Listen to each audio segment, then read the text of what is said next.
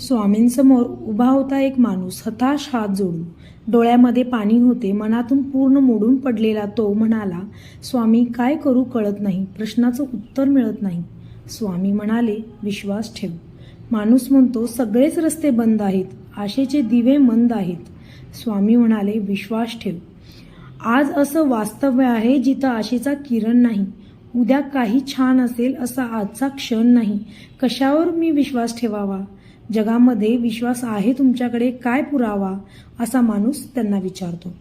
शांतपणे हसत स्वामी म्हणाले, पक्षी उडतो आकाशात आपले पंख पसरून.